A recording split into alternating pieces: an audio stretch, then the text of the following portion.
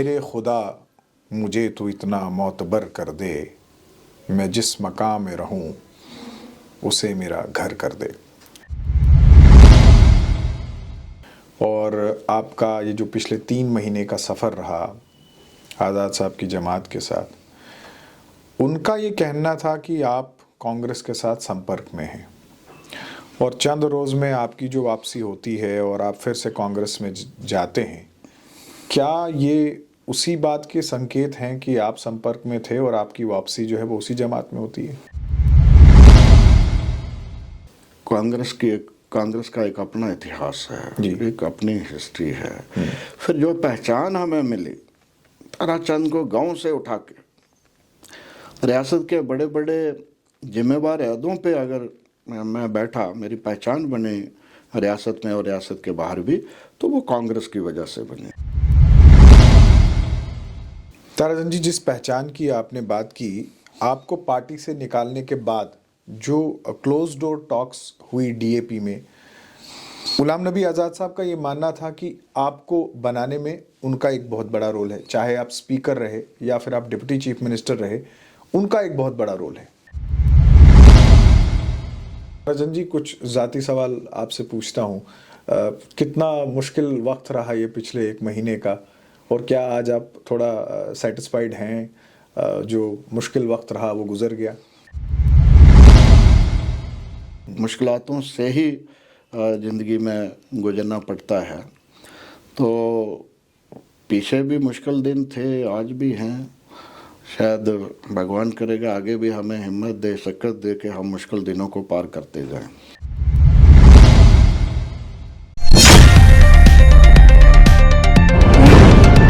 News now देखने वाले सभी दर्शकों का स्वागत है। आप देख रहे हैं स्पॉटलाइट और मैं हूं फ़हीम। आज का प्रोग्राम शुरू करने से पहले आपकी नज़र एक शेर करता हूं। मेरे खुदा मुझे तो इतना मोतबर कर दे, मैं जिस मकाम में रहूं उसे मेरा घर कर दे। मेरे साथ आज ताराचंद जी हैं, जो कि फॉर्मर डिप्टी चीफ मिनिस्टर हैं और कांग्रेस के साथ एक लंबा इनका नाता पहले था और अब फिर से जो है वो जुड़ गया है। ताराचंद जी, प्रोग्राम में आपका स्वागत है। बहुत बहुत शुक्रिया आपका। सबको, सब सुनने वालों को मेरी तरफ से नमस्कार, आदाब, सत श्री अकाल। ताराचंद जी, ये जो आपकी वापसी हुई है और आपका ये जो पिछले 3 महीने का सफ़र रहा आज़ाद साहब की जमात के साथ, उनका ये कहना था कि आप कांग्रेस के साथ संपर्क में हैं और चंद रोज़ में आपकी जो वापसी होती है और आप फिर से कांग्रेस में जाते हैं। क्या ये उसी बात के संकेत हैं कि आप संपर्क में थे और आपकी वापसी जो है वो उसी जमात में होती है? देखिए, जहाँ तक कांग्रेस का ताल्लुक है, 1980 में हमने पहली मेंबरशिप जो थी वो कांग्रेस की ली थी जी। तब हमारे छम कंस्टिट्यूंसी में एक ही ऑर्गेनाइजेशनल ब्लॉक होता था, उसको खोड़ ब्लॉक कहते थे, और चौधरी चैन सिंह जी ब्लॉक प्रेसिडेंट हुआ करते थे। तो उनके माध्यम से हमने पहली मेंबरशिप की थी। उसके बाद आस्ता आस्ता हम आगे बढ़ते गए, ब्लॉक लेवल, जिला लेवल, प्रदेश लेवल जी। और एक वक्त आया 96 में सीट रिजर्व हुआ। उस वक्त बहुत सारे लोगों के नाम जो हैं वो पैनल में थे और मंगतराम जी, मरहूम मंगतराम शर्मा जी उस वक्त सीएलपी लीडर थे और गुलाम रसूल कार साहब जो थे वो पीसीसी प्रेसिडेंट थे जी।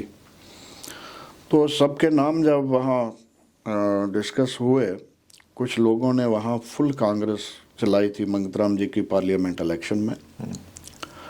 क्योंकि फुल कांग्रेस का मतलब थे वो कांग्रेसी, लेकिन वोट जो था वो पंडित मंगतराम जी के खिलाफ बीजेपी को दिलवाया था जी।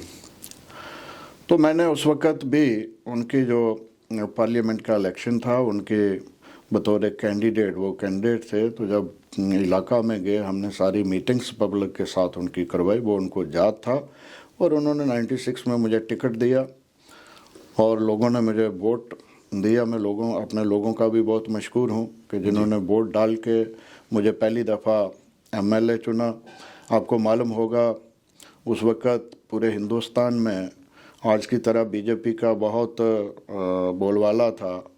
वाजपेयी साहब प्राइम मिनिस्टर थे, उनकी सरकार थी, और जहां फारूक अब्दुल्ला साहब की सरकार बनी, एनडीए की सरकार। कहने का मतलब एनडीए की सरकार दिल्ली में भी थी, और जहां फारूक साहब भी एनडीए का हिस्सा थे 96 के बाद, और उमर साहब जो थे वो एमओएस थे एनडीए की सरकार में। तो तब मैं से लेके आज तक हमारा रिश्ता कांग्रेस से रहा। 2002 में मैं खुद सीएलपी लीडर था। 96 के इलेक्शन के बाद जब महबूबा जी पार्टी छोड़ गई, पीडीपी बनाई, तो मैं सीएलपी लीडर था, कांग्रेस लेजिस्लेचर पार्टी का लीडर। टिकटें देने के वक्त उसका अहम रोल होता है। तो 2002 के इलेक्शन में हमने काफ़ी अपने साथियों की मदद की, जिनको हमने टिकट दिया, वो एमएलए बने, मंत्री भी बने, मैं उनका नाम नहीं लेना चाहता हूँ जी। और पार्टी की मेहरबानी, श्रीमती सोनिया जी की मेहरबानी के 2002 की इलेक्शन जीतने के बाद जब सरकार बनी जी, तो मैं जब मुबारक देने उनको गया तो उन्होंने मुझे अलग बुला के बोला कि मैं आपको स्पीकर बना रही हूँ जी। और 6 साल में स्पीकर रहा। तीसरी इलेक्शन आपको मालूम है, उस वक्त लैंड रो का मसला था, बाम्बोले बड़ा जम्मू में उस वक्त जोर था। तो उसके बावजूद भी लोगों ने मेरा साथ दिया। आपने कुछ लोग उस वक्त भी उन्होंने फुल कांग्रेस चलाई, कांग्रेस के लोगों ने फुल कांग्रेस मतलब बीजेपी को वोट डलवाया जी। और लैंड रो की वजह से भी बीजेपी का काफ़ी जोर था, लेकिन वहाँ के अवाम ने, पब्लिक ने मुझे तीसरी दफ़ा जो है फिर भी एमएलए बनाया। और 96 में जब पहली दफ़ा एमएलए बना था, जम्मू और शांबा एक ही डिस्ट्रिक्ट था, 13 असेंबली सेगमेंट थे, 13 में से मैं कांग्रेस का अकेला ही एमएलए जीता था। तो इसलिए कांग्रेस से हमारा रिश्ता पुराना रिश्ता है। हमारे बुजुर्ग जो थे वो भी कांग्रेस के साथ रहे, डेलीगेट रहे, मेंबर रहे, तो कांग्रेस का रिश्ता जो है। लेकिन ताराचंद जी, फिर ये बीच में जो आपने किनारा कशी की कांग्रेस से, आप आज़ाद साहब की जमात में चले गए, तब ये रिश्ता क्यों नहीं निभाया? जैसे मैं बोल चुका हूँ कि कांग्रेस से पुराना रिश्ता रहा, कांग्रेस ने एक पहचान हमें दी। आज़ाद साहब के साथ भी हमारा अच्छा तालमेल रहा। उनको हम लीडर मानते थे, उनके जो प्रोग्राम होते थे हम लोग लाते थे, एयरपोर्ट बाकी जगह, क्योंकि हम मिलके चलते थे।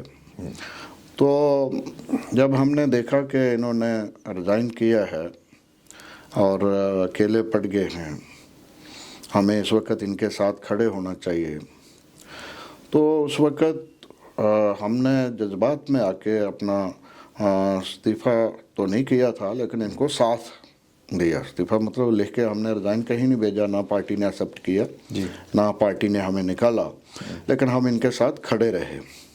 ना जाने क्यों 2 महीने के बाद हम 3 जम्मू के हिंदू लीडरों में, जिसमें एक मैं था, ठाकुर बलवान सिंह जी थे, डॉक्टर मनोहर लाल शर्मा थे, हम तीनों को पार्टी से निकाल दिया गया। जबकि उनका, अगर कहीं उनको किसी ने कोई शिकायत की थी, उनके नोटिस में कोई ऐसी बात दी थी, तो उनका फ़र्ज बनता था बुला के पूछना, या खुद आ जाते पूछते क्या बात है। तो अगर गलती पाई जाती तो ठीक, उन्होंने निकाल दिया पार्टी से। हमने अपने लोगों से मंथन किया, लोगों ने कहा कि आपने पहले ही गलत किया था, हम बोले नहीं आपके सामने कि जिस पार्टी ने पहचान दी है, सब कुछ दिया है, उसी पार्टी के साथ चलना है। तो हमने अपने लोगों को पूछ के, अपने साथियों को पूछ के दोबारा कांग्रेस ज्वाइन किया। ताराचंद जी, 2 सवाल यहाँ पे उठते हैं। एक सवाल, आपकी फिर से वापसी जो कांग्रेस की है, क्या ये इस बात को दोहराता है कि जो गुलाम नबी आज़ाद साहब की जमात कहती थी कि आप संपर्क में हैं कांग्रेस के, या फिर आपके पास कोई और ऑल्टरनेटिव नहीं था इसलिए आप कांग्रेस में वापस गए? देखिए, जहाँ तक सोशल रिलेशन की बात है, सोशल रिलेशन, मैं स्पीकर रहा हूँ, deputy chief minister, CLP leader, तो मेरे रिलेशन जो है भारतीय जनता पार्टी के जो जहाँ की लोकल लीडरशिप थी जी, जिसमें बड़े बड़े लोग, श्री चमन लाल गुप्ता जी, जनाब अशोक खजूरिया साहब, लाला शिवचरण जी, और भी कई सीनियर लीडर, उनसे मेरी बड़ी अच्छी दोस्ती रही है जी। पैंथर्स पार्टी के साथ हर्षदेव जी हैं, मनकोटिया जी हैं, उनके साथ भी मेरी अच्छी दोस्ती रही। ऐसे ही पीडीपी के जो लोग सीनियर लीडर थे उनके साथ, नेशनल कॉन्फ्रेंस के साथ, क्योंकि पॉलिटिक्स एक अलग चीज़ है, पार्टी एक अलग चीज़ है, लेकिन सोशल रिलेशन जो है वो अलग चीज़ है। सोशल रिलेशन तो हमारे पार्टी के साथ थे, लेकिन जाने की बात या आने की बात हमने किसी से नहीं की। अगर करनी होती तो हम सीधा रिजाइन करते, निकालने की ज़रूरत ही नहीं पड़ती जी। तो अब जब निकाल दिया तो हमने अपने साथियों से मशवरा किया, अपने जो सीनियर लोग डेलीगेट्स हैं उनसे मशवरा किया, तो उन्होंने यही कहा कि आपका वो कदम गलत था, आपको कांग्रेस में ही जाना चाहिए जिस पार्टी ने आपको पहचान दी है। तो हमने फिर से पार्टी ज्वाइन किया। उसमें तो कोई, मैं समझता हूँ, सोच समझ के सारा किया। जहाँ जिस पहचान का आपने जिक्र किया वहीं लेकिन मैं ये भी मशहूर हूँ कि इस दौरान रेजिग्नेशन के बाद, सारे निकालने के बाद और पार्टी ज्वाइन करने के दौरान लगभग बहुत सारी पार्टियों ने, मैं उन सब लीडरान का मशहूर हूँ जिन्होंने हमें मान सम्मान दिया, टेलीफोनिकली मिल के सब ने दावत दी कि हमारे साथ आओ और चलो। मैं उनका मशहूर हूँ क्योंकि हमारे जो असूल थे, जो पॉलिसी थी, जो शुरू से लेके हमारे विचार रहे, इसलिए कांग्रेस ही एक अच्छी जमात हम समझते थे कि हमारी आइडियोलॉजी उनसे मिलती है, हमारे विचारधारा उनसे मिलती है, हमने काम उसमें किया है, इसलिए हमने कांग्रेस चुना। ताराचंद जी, जिस पहचान की आपने बात की, आपको पार्टी से निकालने के बाद जो क्लोज डोर टॉक्स हुई डीएपी में, गुलाम नबी आज़ाद साहब का ये मानना था कि आपको बनाने में उनका एक बहुत बड़ा रोल है, चाहे आप स्पीकर रहे या फिर आप डिप्टी चीफ मिनिस्टर रहे, उनका एक बहुत बड़ा रोल है। देखिए, पॉलिटिक्स के अंदर जब तंजीम में लोग चलते हैं तो एक दूसरे की मदद करते हैं। कुछ हद तक कुछ मसलों में उन्होंने भी मदद की है, कुछ हद तक हमने भी उनकी सपोर्ट की है। जब वो जम्मू आते थे, एयरपोर्ट में लोगों को लाना, उनके स्वागत करना, उनकी बड़ी बड़ी रैलीज़ में अपने लोगों को लाना, चाहे वो परेड ग्राउंड की रैली हो, चाहे वो G23 के वक्त जब जम्मू आए तब की रैलीज हों, अपने इलाका की रैलीज हों, उसके अलावा दूसरी रैलीज हों, हम भी पार्टी की मदद और उनकी मदद करते रहे, वो भी करते रहे। मैं उनके बारे में ऐसा कुछ नहीं कहूँ।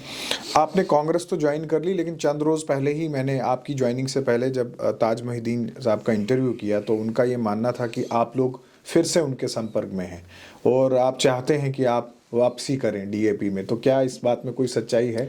ताज मोहिद्दीन साहब हमारे साथी रहे हैं। मैं स्पीकर था तो वो मिनिस्टर थे, मैं डिप्टी चीफ मिनिस्टर था तब भी मिनिस्टर थे, हमारे दोस्त हैं।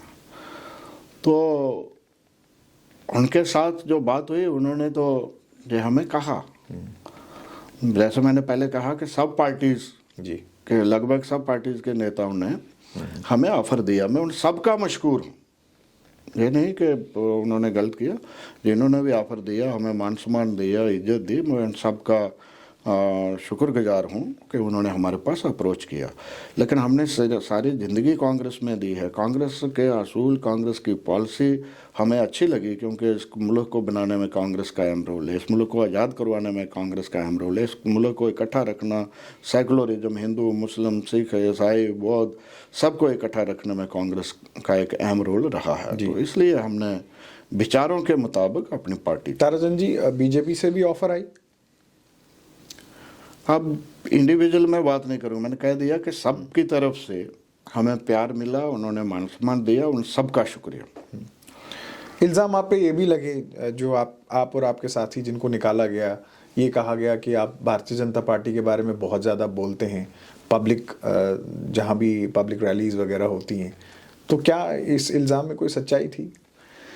देखिए, मेरा एक अपना असूल रहा है, मैं इंडिविजुअल किसी का नाम लेके उसके खिलाफ किसी किस्म की इल्ज़ाम तराशी नहीं करता हूँ। हमने हमेशा अपने पॉलिसी प्रोग्राम की बात करी है, लोगों की मुश्किलातों की बात करी है। आपने असेंबली का रिकॉर्ड भी मेरा देखा होगा और प्रेस कॉन्फ्रेंस भी मेरी देखी होंगी और पब्लिक मीटिंग भी देखी होंगी।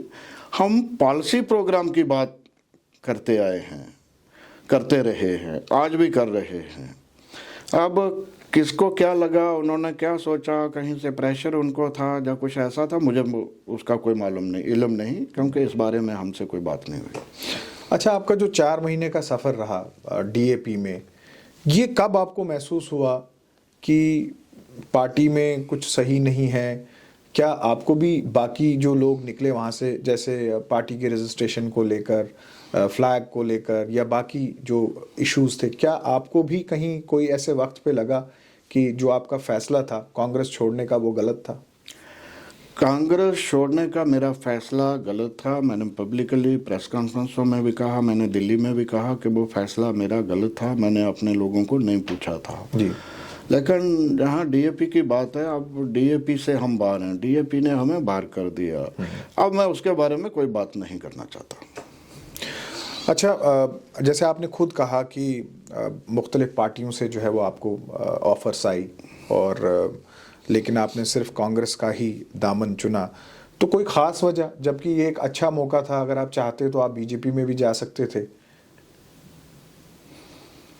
देखो, जैसे मैंने पहले कहा कि कांग्रेस का एक अपना इतिहास है, एक अपनी हिस्ट्री है। फिर जो पहचान हमें मिली, ताराचंद को गांव से उठा के रियासत के बड़े बड़े जिम्मेवार अहदों पे अगर मैं बैठा, मेरी पहचान बने रियासत में और रियासत के बाहर भी, तो वो कांग्रेस की वजह से बने। इसलिए मैं चाहता मैं कहीं भी जा सकता था जी, लेकिन पार्टी को फिर से हमने इसलिए चुना कि हमें पार्टी ने सब कुछ दिया है, हमसे गलती होगी, हमने पार्टी नहीं छोड़नी चाहिए थी। लेकिन ताराचंद जी, अभी कांग्रेस की हालत हम जम्मू कश्मीर में देखें तो यहाँ पे भी गुटबाजी है, लड़ाइयाँ बहुत ज़्यादा हैं, और आए दिन हम देखते हैं कि किस तरह से इल्ज़ाम तराशियाँ होती हैं। तो क्या उस चीज़ को आप किस नज़रिए से देखते हैं? देखिए, सियासत में हर पार्टी में छोटी मोटी गुटबाजी होती है, और पहले भी रही है, आज भी है, मैं समझता हूँ आगे भी छोटी मोटी तो रहेगी। लेकिन जब वक्त आता है, चाहे कोई भी पार्टी हो, बीजेपी में भी गुटबाजी है, लेकिन जब वक्त आता है वो अपने झंडे के नीचे इकट्ठे हो जाते हैं सब। ऐसे ही जब वक्त आता है कांग्रेस भी इकट्ठा हो जाती है जी। तो अगर कहीं नुकसान हुआ तो वो बिखरने का ही नुकसान हुआ। तो मुझे पूरी उम्मीद है कि अब कांग्रेस के लोग अलग अलग नहीं रहेंगे, एक दूसरे को नीचा नहीं दिखाने की कोशिश करेंगे, इकट्ठा रह के पार्टी को फिर मजबूत करेंगे। लेकिन आपको लगता है कि आने वाले समय में जब भी इलेक्शंस होंगे जम्मू कश्मीर में, तो कांग्रेस के पास चेहरे होंगे? क्योंकि कांग्रेस से हमने देखा बहुत सारे लोग जो हैं वो मुख्तलिफ पार्टीज़ में चले गए हैं। डीएपी में मेजॉरिटी कांग्रेस जो थी वो चली गई थी, बहुत सारे जो पॉलिटिकल फेसेस हैं उन्होंने बीजेपी का दामन भी। तो आपको लगता है कि आपके पास स्ट्रेंथ होगी? हमारे पास पुराने भी बहुत सारे चेहरे हैं जी, हो सकता है कुछ और भी है। हम कोशिश करेंगे लोगों की इच्छा के मुताबिक, हम पार्टी हाईकमान को भी ये गुजारिश करेंगे कि ऐसे किसी को टिकट दे के या थोपा नहीं जाना चाहिए लोगों पे। ताराचंद के साथ जहाँ से ताराचंद लड़ना चाहता है वहाँ का सर्वे करवाइए। अगर लोग चाहते हैं कि ताराचंद हमारा कैंडिडेट होना चाहिए तो तभी उसको मैंडेट देना चाहिए, ठीक है, ताकि पार्टी आगे सरवाइव कर पाए। और मुझे उम्मीद है पार्टी इस पे पूरा गौर करेगी, और जो सीनियर लोग हैं लोगों की राय के मुताबिक उनको हम मैंडेट, हमारी पार्टी मैंडेट देगी, और जो नए लोग हैं उनको भी पार्टी एकोमोडेट करेगी। राहुल जी की यही पॉलिसी है कि पुराने लोगों को भी मान सम्मान दिया जाए, हक दिए मिलना चाहिए। जो नए लोग हैं, चाहे उनके जो हिस्ट्री है पार्टी की ही रही, उनके पेरेंट्स की हिस्ट्री पार्टी की रही, लेकिन आज भी वो पार्टी के लिए काम कर रहे हो, चाहे वो लोग हों चाहे दूसरे इस मुश्किल वक्त में जो कांग्रेस के अंदर आए हैं, चाहे उन लोगों में से हों। जो लोगों में होंगे, लोग जिनको चाहेंगे उनको पार्टी ज़रूर एकोमोडेट करती आई है और आगे भी करेगी। ताराचंद जी, जैसे बाकी जमातों का फोकस है जम्मू कश्मीर को लेकर, आपको लगता है कि कांग्रेस की जो सीनियर लीडरशिप है वो काफ़ी फोकस्ड है जम्मू कश्मीर को लेकर? खासकर मैं जैसे इस वक्त देखूं तो सोनिया जी जो हैं वो बीमार हैं, राहुल गांधी जो है वो भारत जोड़ो यात्रा पर हैं, तो आप अभी दिल्ली से लौटे हैं, क्या आपको लगता है कि जम्मू कश्मीर पे कांग्रेस का एक स्पेशल फोकस है? कांग्रेस का फोकस पूरे हिंदुस्तान में है। राहुल जी ने भारत जोड़ो यात्रा शुरू की है वो फोकस के लिए ही की है, भारत को इकट्ठा रखने के लिए, भारत को जोड़ने के लिए, भारत में जो मजहबी लड़ाइयाँ, जातिवाद है, उसको ख़त्म करने के लिए जो उन्होंने यात्रा शुरू की है, और उसका एक अच्छा इम्पैक्ट भी लोगों में देखने में आ रहा है। और जम्मू कश्मीर के लिए कांग्रेस हाईकमान की हमेशा तवज्जो रही है। मरहूम पंडित नेहरू जी से लेके मरहूम श्रीमती इंदिरा गांधी जी से लेके उनका भी जहाँ स्पेशल तवज्जो रहती थी, चाहे वो राजीव जी के वक़्त में हो, चाहे वो doctor Manmohan Singh ji prime minister UPA 1 UPA 2 बनी, तो उनके वक़्त में भी काफ़ी हद तक डेवलपमेंट जो है जम्मू कश्मीर में हुई। कांग्रेस का हमेशा जहाँ फोकस रहा है, दूर दराज और हिली स्टेट होने के नाते, पछड़ी हुई स्टेट होने के नाते कांग्रेस का हमेशा फोकस रहा है। सोनिया जी के यूपीए चेयरपर्सन थी, तो उनका भी इस पे काफ़ी फोकस रहा। अब श्री राहुल गांधी जी भी काफ़ी तवज्जो दे रहे हैं कि यहाँ की जो समस्या हैं उसका समाधान होना चाहिए। ताराचंद जी, जिन शहरों का आपने जिक्र किया, जो नाम आपने लिए, क्या आप ये मानते हैं कि पिछले चंद सालों में जम्मू कश्मीर में कांग्रेस जो है वो काफ़ी ज़्यादा कमज़ोर हो गई, और आने वाले चुनावों में अगर कांग्रेस को जम्मू कश्मीर में कम बैक करना है तो ये एक बहुत बड़ा चैलेंज होगा? देखिए, जैसे मैंने पहले कहा कि कांग्रेस ने का रोल आज़ादी दिलवाने में रहा, जो इस मुल्क को बनाने में रहा, जो संविधान दिया उस संविधान में प्रोविजन रखा कि लोगों की चुनी हुई सरकार हो जी। तो जब से लोकतंत्र मुल्क में आया है, कई दफ़ा गैर कांग्रेसी सरकार, कांग्रेस की सरकारें तो आई, लेकिन गैर कांग्रेसी दूसरी पार्टियों की सरकारें भी बनती रही हैं। उसी तरीके से आज भी मोदी साहब की सरकार हिंदुस्तान में है, अलग अलग रियासतों में अलग अलग लोग वो लीड कर रहे हैं। कहीं एनडीए की सरकारें हैं, कहीं यूपीए की सरकारें रही हैं। तो जहाँ भी हालात बने मुल्क की तरह, जहाँ भी तब्दीली आई, आने वाले वक्त में हम जो तवक्का रखते हैं कि फिर तब्दीली आएगी। जी, आने वाले वक्त में जम्मू कश्मीर में फिर तब्दीली आएगी। लेकिन ताराचंद जी, पॉलिटिक्स ने भी एक शिफ्ट ले लिया है। आप मानेंगे कि वक्त के साथ साथ सियासत में जो बदलाव आया है, आज कहाँ वो आज़ादी, वो गांधीवाद, वो संविधान, ये सब चीज़ें कहाँ वोटर को याद रही हैं? आजकल अगर आप देखेंगे तो सियासत जो है वो मुख्तलिफ है। आज डेवलपमेंट जो है वो लोग भूल चुके हैं। आज हैट्रेड, आप देखें तो जो इलेक्शंस होते हैं वो नफ़रत की बुनियाद पे जीते जाते हैं, बंटवारे के बुनियाद पे जीते जाते हैं। तो क्या आपको लगता है कि वक्त के साथ जो बदलाव आया है इस सियासत में, उसके लिए कांग्रेस तैयार है? देखिए, ये वक्त की पुकार है कि सबसे पहले हमें मुल्क को प्राथमिकता देनी है। मुल्क है तो सब कुछ है जी।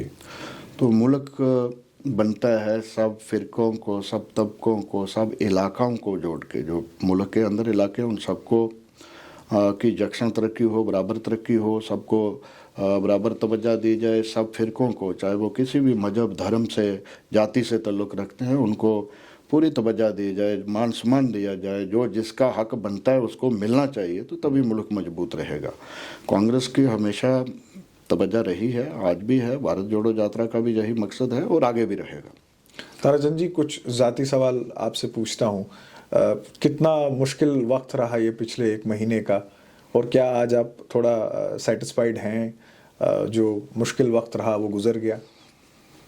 देखिए, ये सवाल शायद आपसे किसी ने नहीं पूछा होगा, लेकिन आपके चेहरे पे जो मुस्कुराहट है ये बहुत सारी चीज़ें बता रही है। देखिए, मैंने ज़िंदगी में हमेशा मुश्किल हालात देखे, हर किस्म की मुश्किलात। अगर मैं पावर में रहा तो उस पावर में जितनी तवज्जो मुझे अपनी जिम्मेवारियां निभाने में देनी होती थी, शायद कुछ लोगों से ये बर्दाश्त नहीं होता था कि ताराचंद इतनी बड़ी पोस्ट पे हो गया। तो वो कई किस्म के मेरे खिलाफ हरबे इस्तेमाल करते थे। तो कहने का मतलब है कि ज़िंदगी जो है ये मुश्किलातों से ही बनी है, मुश्किलातों से ही ज़िंदगी में गुजरना पड़ता है। तो पीछे भी मुश्किल दिन थे, आज भी हैं। शायद भगवान करेगा आगे भी हमें हिम्मत दे, शक्ति दे के हम मुश्किल दिनों को पार करते जाएं। ताराचंद जी, आखिरी सवाल, आपने खुद कहा कि एक सियासतदान की स्ट्रेंथ जो है वो उसके लोग होते हैं, वोटर होते हैं। आपने जो अभी जो फैसला लिया और फिर लोगों के बीच गए, ख़ास आपकी जो अपनी कॉन्स्टिट्यूंसी है उसमें, तो लोगों का रुझान क्या रहा आपके इस फैसले के साथ?